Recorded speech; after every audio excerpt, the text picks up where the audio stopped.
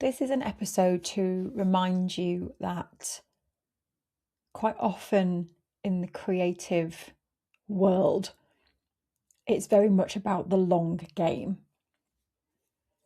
And by that, I mean the longer you practice being an artist, the longer you take at understanding your art, understanding the connections, why the work matters, who relates to it. It compounds over time and really does. When you look back, you realize that the small steps, the small connections, the seemingly insignificant moments from years prior were huge. And this is a reminder today of that. This came about because I met up with two amazing friends of mine. First, my friend Sharon Griffin, who is a figurative sculptor working in ceramic. We have been on this journey together for 10 plus years. And definitely have been on the long game.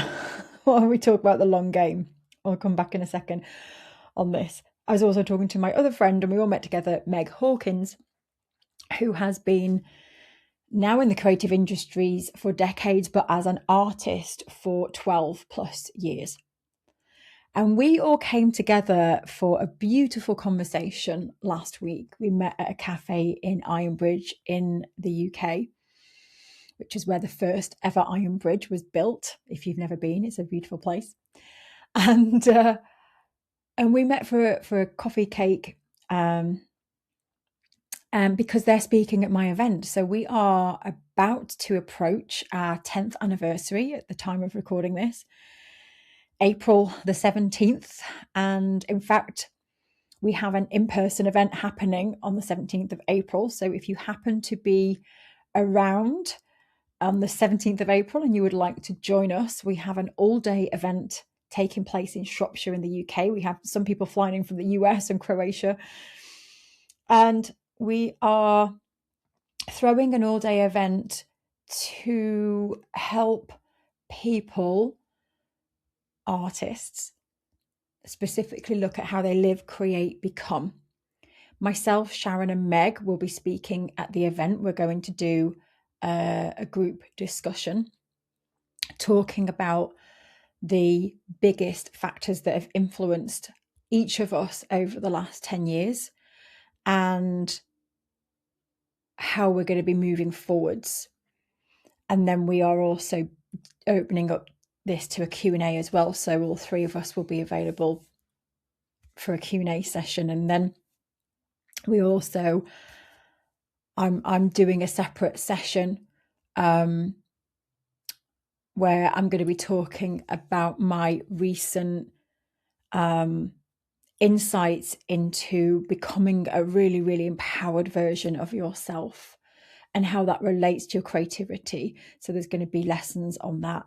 We've also got some time out to make art together in a very, very informal way with no experience required and no judgment, just fun art making.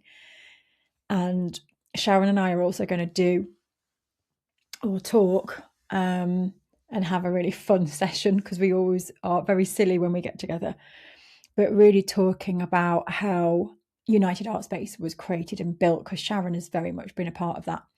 So if you would like to join us on the 17th of April to celebrate 10 years of United Art Space and really take some time out to think about how you live, create, become, to really connect with your art again, to connect with others. We have networking time, to not networking in the business sense, nice, chilled out conversations. We have afternoon tea. It's wonderful. So the link will be below.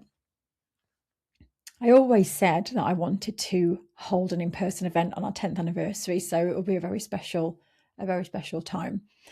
And it's the last one I'm running for a long time too, because I'm going to be moving more towards retreats moving forward. So this is the last time we're going to host a big event like this for a few years now.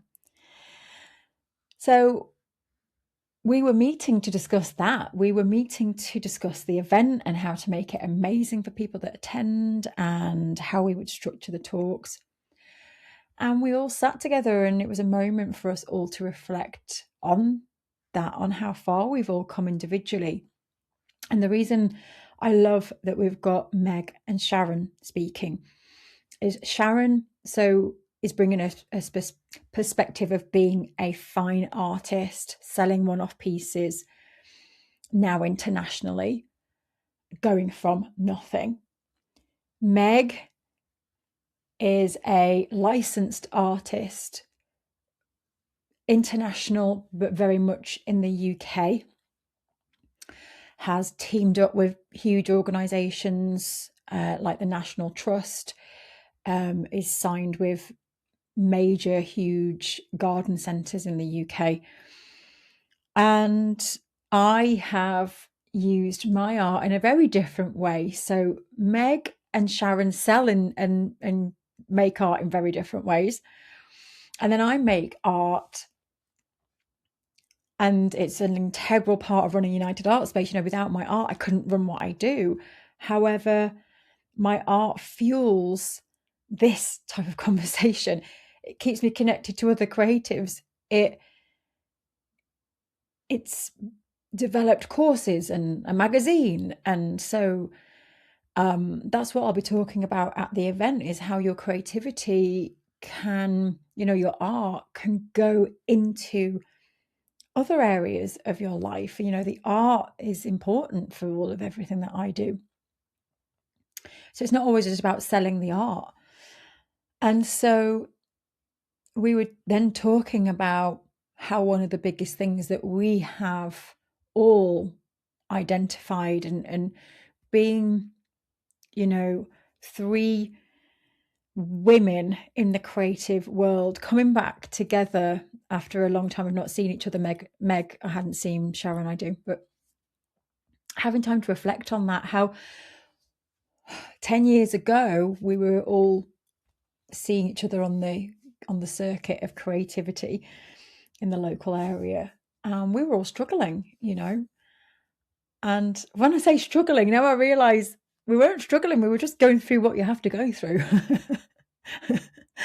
we all felt like it was struggle, but actually it was just us figuring things out. And for a long time we were all kind of crossing paths and trying to sell work and trying to set up studio spaces, and we were all just trying to figure out where we're going, what our art means. And one of the things that we all came back to was how interesting it is now when people see us all individually, and don't realise the long game, the hours spent, the absolute massive mistakes we've all made, the ups, the downs, big downs. So at the event, we want to be very transparent about that and really give that insight into how we've all developed and grown the life and businesses that we have today. But talking about this long game, though, is that sometimes we feel that we're not moving fast enough, or we're not progressing, or we're not where we want to be, or we sometimes think things are not happening, or we underestimate a conversation that we've had this week because it just felt like it didn't go anywhere. No one bought anything, they didn't buy. And then that can get disheartening and people just withdraw. One of the things that I'm an absolute advocate of inside our platform, Creative Living, and in my book, wherever the book is, Your Art Matters, is helping people understand why their work matters, but also the biggest part, helping people understand how they connect with other people, how you find the people that understand your art or will become a supporter in some way or will connect. When we all sat last week having tea and cake, it's very British,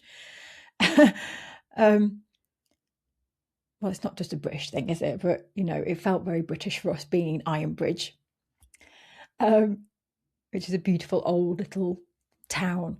I'm totally going off on a tangent now. But one of the things that we all acknowledged was